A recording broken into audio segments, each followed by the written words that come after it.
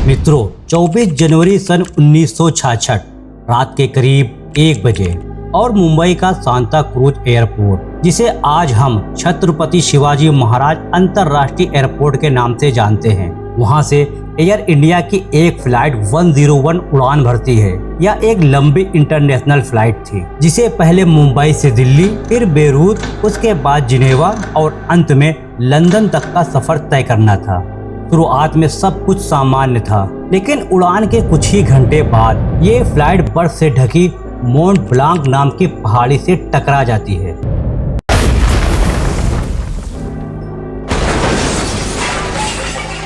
और बस कुछ ही सेकंड में सब कुछ तबाह हो जाता है।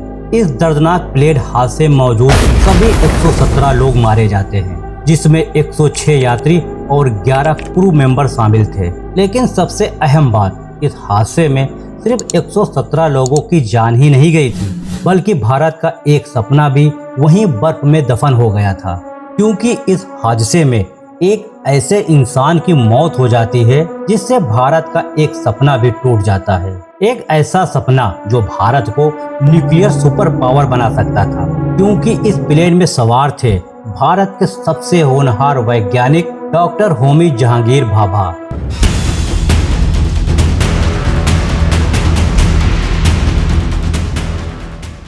ये वही इंसान हैं जिन्होंने भारत को न्यूक्लियर पावर बनाने की नींव रखी थी। और ये हादसा तब हुआ जब भारत न्यूक्लियर ताकत बनने के बहुत करीब था। अब सवाल ये है, क्या ये महज एक हादसा था या फिर किसी बड़े मिशन को रोकने की एक सोची समझी साजिश थी? क्या पायलट को कोई गलत सूचना दी गई थी जिससे पायलट ने प्लेन को गलत दिशा में मोड़ा, या ये सिर्फ एक तकनीकी गलती थी, या जानबूझकर यह गलती कराई गई थी? कुछ लोग इस घटना के पीछे अमेरिका या उसकी खुफिया एजेंसी का नाम भी लेते हैं, लेकिन इसकी पुष्टि कभी नहीं हो सकी। तो आइए मित्रों, आज के इस वीडियो में समझते हैं कि उस दिन आखिर हुआ क्या था और क्यों होमी भाभा की मौत को आज भी एक रहस्य माना जाता है। होमी जहांगीर भाभा का जन्म 30 अक्टूबर सन 1909 को महाराष्ट्र के मुंबई में हुआ था। वो एक पारसी परिवार से थे, जहां शिक्षा को बहुत महत्व दिया जाता था। उनके पिता एक मशहूर वकील थे, इसलिए होमी भाभा बचपन से ही पढ़ाई और विज्ञान में बहुत रुचि रखते थे। आगे चलकर उन्होंने कैम्ब्रिज यूनिवर्सिटी से फिजिक्स में डॉक्टरेट किया और फिर भारत के न्यूक्लियर मिशन की कमान संभाली। डॉक्टर होमी भाभा का सपना था कि भारत एक दिन परमाणु शक्ति संपन्न देश बने। यही वजह थी कि उन्होंने भारत में परमाणु ऊर्जा विभाग और भाभा एटॉमिक रिसर्च सेंटर की शुरुआत की। 1950 और 60 के दशक में भारत तेजी से न्यूक्लियर पावर पर काम कर रहा था और इस मिशन में डॉक्टर भाभा पूरी लगन से जुटे हुए थे। उनका सपना था कि भारत बिना किसी विदेशी मदद के खुद का परमाणु बम बनाए। एक इंटरव्यू में उन्होंने यहाँ तक कहा था कि अगर हमें अकेले ही काम करना पड़े तो भी हम 18 महीने में न्यूक्लियर बम बना सकते हैं। उस समय देश के प्रधानमंत्री पंडित जवाहरलाल नेहरू ने उन्हें पूरा समर्थन दिया। न सिर्फ एटॉमिक रिसर्च सेंटर बनाने की परमिशन दी, बल्कि उन्होंने साफ कहा, विज्ञान के काम में मैं कोई दखल नहीं दूंगा, आप जैसा चाहें वैसे काम कीजिए। अब जरा आप सोचिए, जब एक देश के नेता और वैज्ञानिक इतनी हिम्मत के साथ बोलेंगे तो क्या दुनिया की बड़ी सुपर पावर ताकतें शांत बैठेंगी?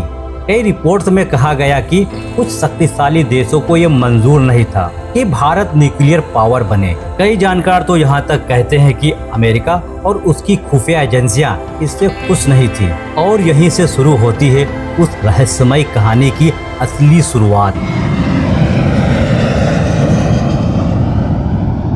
24 जनवरी 1966 को डॉक्टर होमी भाभा मुंबई से जिनेवा जा रहे थे। वहां पहुंचकर उन्हें ऑस्ट्रेलिया के वियना की अगली फ्लाइट लेनी थी, जहां एक बेहद अहम अंतर्राष्ट्रीय सम्मेलन होना था। ये सम्मेलन दुनिया के उन चुनिंदा वैज्ञानिकों और प्रतिनिधियों के लिए था जिनका मकसद परमाणु ऊर्जा की वैश्विक नीति और सुरक्षा पर चर्चा करना था। उनकी ये यात्रा केवल वैज्ञानिक नहीं थी, बल्कि भारत के लिए एक रणनीतिक मिशन था। अगर वो चाहते तो टेलीग्राम से भी अपनी बात भेज सकते थे, लेकिन ये मीटिंग बेहद जरूरी थी। वहाँ उनका खुद मौजूद होना बहुत जरूरी था, क्योंकि ये यात्रा सिर्फ एक औपचारिकता नहीं थी, बल्कि भारत के भविष्य का हिस्सा थी। इस मीटिंग में भारत के परमाणु कार्यक्रम को लेकर कोई बहुत ही महत्वपूर्ण चर्चा होने वाली थी, जिसमें भारत का न्यूक्लियर फ्यूचर तय होना था। पर किसे क्या पता था कि ये उनकी आखिरी यात्रा होगी। एयर इंडिया की फ्लाइट 101, जिसका नाम था कंचनजंगा, ये मुंबई से उड़ान भरती है। शुरुआत में सब कुछ बिल्कुल सामान्य था, सब कुछ प्लान के मुताबिक चल रहा था। सुबह के करीब 8:25 हुए थे। भारत के समय के अनुसार लगभग दोपहर के 1:55 पर यह प्लेन यूरोप की सबसे ऊंची बर्फीली पहाड़ी मोंट ब्लांक के ऊपर उड़ रहा था। फ्रांस और इटली की सीमा पर मौजूद ये पहाड़ी बेहद खतरनाक मानी जाती है, लेकिन प्लेन सफेद बादलों के बीच वो जैसे हवा को चीरता हुआ आगे बढ़ रहा था। उस समय दिन का मौसम पूरी तरह साफ था, न कोई तूफान, न बारिश, न बादल और न ही कोई विजिबिलिटी की समस्या थी। मतलब प्लेन की लैंडिंग से पहले कोई प्राकृतिक बाधा नहीं थी, पर असली समस्या ऊपर नहीं अंदर थी। रिपोर्ट के मुताबिक प्लेन का VOR सिस्टम पहले से ही खराब था, यानी दिशा पहचानने वाला उपकरण पहले से ही ठीक से काम नहीं कर रहा था, जिसकी वजह से पायलट को रडार पर अपनी सही लोकेशन का अंदाजा ठीक से नहीं हो पा रहा था। जब प्लेन जिनेवा के नजदीक पहुंचा, तब पायलट ने वहां की ATC से संपर्क किया, तो वहां के एयर ट्रैफिक कंट्रोल ने पायलट को एक संदेश भेजा, you have passed Mount Blanc, you can start descent. मतलब आप माउंट ब्लांक पार कर चुके हैं, अब आप उतरना शुरू कर सकते हैं। लेकिन सच्चाई कुछ और ही थी, और यहीं से शुरू हुई एक भयानक गलती। जैसे ही ये संदेश मिला, पायलट ने प्लेन को नीचे उतारना शुरू कर दिया, और यही सबसे बड़ी चूक थी, क्योंकि प्लेन पहाड़ियों से पार नहीं हुआ था, बल्कि ठीक उसके ऊपर था। उस वक्त प्लेन करीब 20,000 फीट की ऊंचाई पर उड़ रहा था, यानी जमीन से लगभग 6 किलोमीटर ऊपर था। पायलट को लगा वो माउंट ब्लांक पहाड़ियों को पार कर चुके हैं। कॉकपिट में भी सब कुछ सामान लग रहा था। बाहर का मौसम साफ था, बर्फ फैली हुई थी और ATC की भी परमिशन मिल चुकी थी। अगले 20 से 30 सेकंड में पायलट ने प्लेन को धीरे धीरे नीचे उतारना शुरू किया। कुछ यात्री खिड़की से बाहर झांक रहे थे, कोई बर्फ की चोटियों को देख रहा था, तो कोई शायद नीचे उतरने की तैयारी कर रहा था। लेकिन एक चीज जो किसी ने नोटिस नहीं की, वो थी माउंट ब्लांक की चोटी, जो अब प्लेन के बिल्कुल सामने थी। प्लेन अब लगभग 15,000 फीट की ऊंचाई पर आ गया था, और माउंट ब्लांक की चोटी 15,781 फीट ऊंची थी, यानी प्लेन अब एक पहाड़ से टकराने वाला था। पायलट कुछ समझ पाता उससे पहले ही बहुत देर हो चुकी थी। प्लेन सीधा माउंट ब्लांक की बर्फीली चट्टानों से टकरा गया। टक्कर इतनी जोरदार थी कि पूरा प्लेन टूटकर टुकड़ों में बिखर गया। न कोई चेतावनी मिली, न कोई ब्लास्ट हुआ, बस एक खामोश लेकिन बेहद खौफनाक हादसा, जिसने सब कुछ खत्म कर दिया। इस एक हादसे में 117 लोगों की जान चली गई, और भारत ने अपना सबसे होनहार वैज्ञानिक डॉक्टर होमी भाभा को भी हमेशा के लिए खो दिया।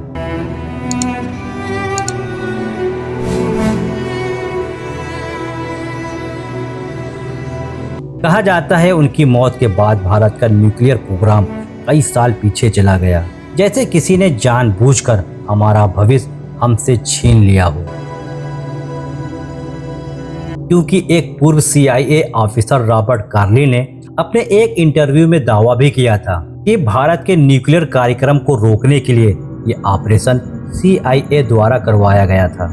इसलिए प्लेन में एक छोटा रेडियो एक्टिव बम प्लांट कराया था। हालांकि इन दावों के कोई ठोस सबूत कभी सामने नहीं आए, लेकिन सवाल ये उठता है कि जब सब कुछ ठीक था, मौसम साफ था, तकनीकी खराबी नहीं थी, और फिर भी पायलट को गलत जानकारी दी गई, तो क्या ये बस सिर्फ इत्तेफाक था? अब ध्यान देने वाली बात यह है कि कई मीडिया रिपोर्ट्स और दस्तावेज इस ओर इशारा करते हैं कि डॉक्टर भाभा की मौत हादसा नहीं, एक सोची समझी साजिश थी। फिर भी इस हादसे को पायलट एरर और कम्युनिकेशन फेलियर कहकर फाइल बंद कर दी जाती है। क्या ये अजीब नहीं है? जिस वैज्ञानिक से दुनिया की महाशक्तियां डर रही थी, वो अचानक एक साधारण सी नेविगेशन गलती से मारे जाते हैं। क्या ये महज एक इत्तेफाक था या फिर एक गहरी साजिश? होमी भाभा की मौत के बाद भारत का न्यूक्लियर मिशन धीमा पड़ गया, लेकिन फिर भी भारत रुका नहीं। आखिरकार 1974 में भारत ने अपना पहला सफल परमाणु परीक्षण किया और दुनिया को दिखा दिया कि हम भी न्यूक्लियर पावर वाले हैं। वहीं प्लेन क्रैश के बाद उसका मलबा मोंट ब्लांक की बर्फीली चोटियों के नीचे दब गया। सालों तक उस इलाके में कुछ ना कुछ मिलता रहा। 2012 में कुछ यात्रियों की चिट्ठियां मिली। 2017 में एक भारतीय डिप्लोमेट का मेल बैग मिला, लेकिन सच्चाई वो आज भी उसी बर्फ के नीचे दबी हुई है। मित्रों, अगर आपको ये वीडियो थोड़ा भी सोचने पर मजबूर करता है तो इसे लाइक और शेयर जरूर करें और ऐसे ही एजुकेशनल और रहस्यमय वीडियो देखने के लिए हमारे चैनल को सब्सक्राइब कीजिए। बेल आइकॉन को ऑल नोटिफिकेशन पर जरूर लगाएं, जिससे हमारी आने वाली हर वीडियो का नोटिफिकेशन आपको सबसे पहले मिलता रहे। जय हिंद।